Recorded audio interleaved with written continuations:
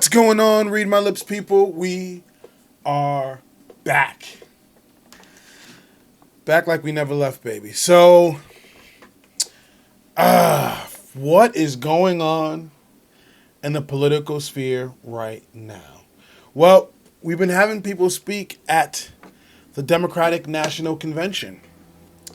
And right now, everyone is losing their shit that AOC spoke, not for her 60 seconds, but for 90 seconds.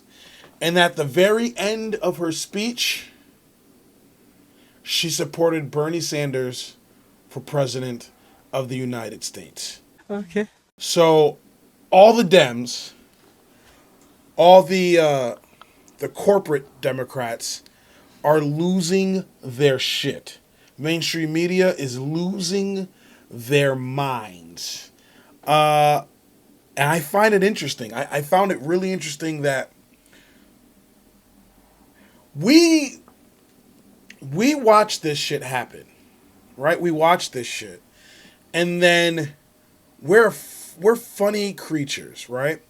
Because we'll get at a Democrat for bending the knee. Let's say we'll be like, "Oh, look, he or she didn't stand up for their beliefs. They didn't stand up for their morals. Look at them bending the knee. Pathetic. You're pathetic." But when they do hold on to their beliefs, when they do hold on to their morals, we the people are like, look, you're trying to break up the Democratic Party. What happened to unity? Look at you, so selfish and smug and self-centered. Look at you. We're really hypocritical. Look, I'm not the least bit surprised that AOC did not endorse Joe Biden. She simply doesn't agree with him. Now, what the Dems are expecting, they're expecting you to say Trump bad, and no matter what, I'm going to agree with Biden because I think Trump so bad that Biden is the necessary evil. But not everybody's going to be on board with that. And our man Yang, Andrew Yang, gave AOC credit. He gave her a shout out. I think he was on a CNN panel and he gave her a shout out. Spend an entire half hour critiquing the sea to shining sea roll call that we saw last night. I mean, who knew that calamari was the state food of Rhode Island? It was interesting to see how people used that 15 to 20 seconds they got, sometimes to send an important message about the campaign. But I want to move later into the evening and talk about some of the other speakers, and in particular, AOC. You were critical that she was not given as much time as perhaps she should have been given. What do you think about how she used her time and where they eventually landed in asking her to participate in that convention? So she was asked to nominate Bernie, which I thought she did very effectively, but I thought that was a misuse of AOC, particularly if you're not deeply versed in the mechanics of conventions and politics where you tune in, because many young people, I believe, were tuned in expressly to see her, and then just have her talk about Bernie's campaign was the opposite of what you'd want, frankly. Now, not her fault. Like, yeah, to me, it's the DNC's fault. It's just a missed opportunity where if you have someone who speaks to so many people, what you want her to do is to talk more broadly about what the nominee is going to mean, what this election is going to mean, get people motivated and energized. So I just thought it was a missed opportunity. And she is one of the people that can cut through this medium and deliver a message very powerfully. And so I feel like the DNC just missed one on that. And hopefully, people are savvy enough to understand that there were things at play that sort of constrained AOC in both time and message. But I think she's capable of doing a whole lot more for the party than she was given an opportunity to last night. Now, she signaled that, she's on board. She will support the Biden-Harris ticket, but she pledged her loyalty to Bernie Sanders last night, and also signaled that she will continue to push the party on the issues that she thinks are most important. She's not alone. in her rather lukewarm reception of this ticket. Later this month, Marianne Williamson, former Senator Mike Gravel, will speak at what they're calling the People's Convention, where attendees will consider the possibility of a third party candidacy, not this year, but in 2024. Do you think, even though they're talking about 2024, that it might have a potential impact on the enthusiasm for this ticket in 2020?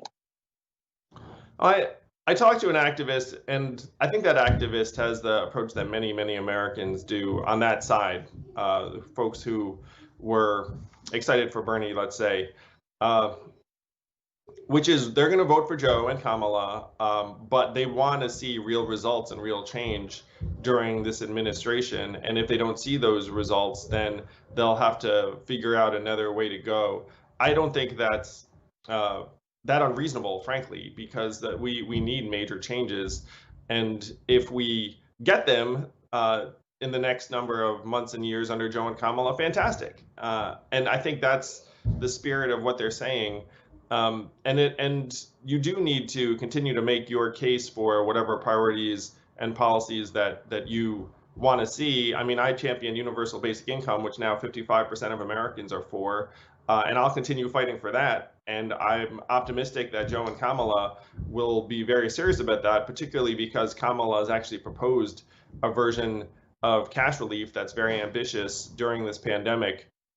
So to me, that's actually a very reasonable course to take. And the Democratic Party needs to realize that at this point, independents outnumber either registered Democrats or Republicans, and that party registrations are going down, not up. So we need to reform our democracy. We need to have ranked choice voting and a higher degree of political dynamism, rather than having more and more Americans feel like there's a party that is supposed to speak for everyone, but it actually ends up speaking for the, let's call it 28, 29% of Americans who are registered to that party, perhaps. And even then, you might see a subset of that group.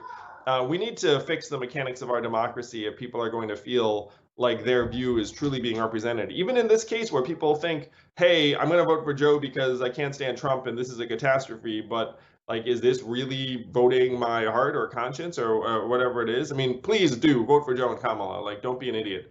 but I understand the feeling of frustration, and we need to amend our democracy so that it includes more points of view and allows for greater dynamism. I mean, it should not take someone like me running for president to get universal basic income on the table. Because not only was what she did considered brave, because now you're going to have all the corporate Dems bearing their fangs at you, it was true to herself. Now, regardless if you agree with AOC, regardless if you think she's competent, regardless of what you think of AOC, I said it before and I'll say it again, she is the future of the Democratic Party. She's not going anywhere anytime soon.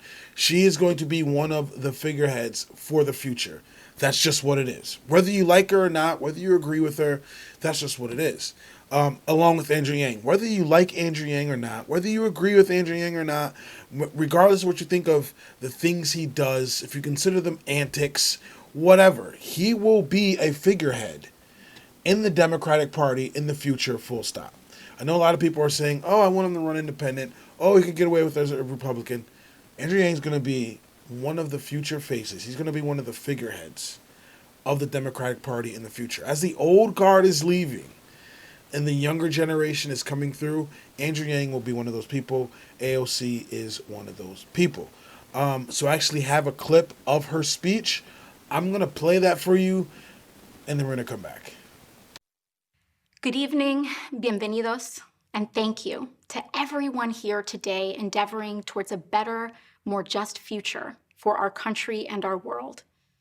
In fidelity and gratitude to a mass people's movement working to establish 21st century social, economic, and human rights, including guaranteed health care, higher education, living wages, and labor rights for all people in the United States.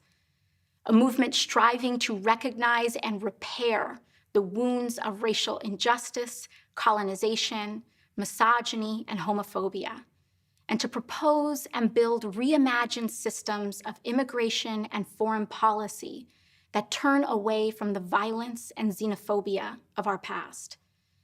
A movement that realizes the unsustainable brutality of an economy that rewards explosive inequalities of wealth for the few at the expense of long-term stability for the many, and who organized a historic grassroots campaign to reclaim our democracy. In a time when millions of people in the United States are looking for deep, systemic solutions to our crises of mass evictions, unemployment, and lack of health care, en el espíritu del pueblo and out of a love for all people, I hereby second the nomination of Senator Bernard Sanders of Vermont for President of the United States of America.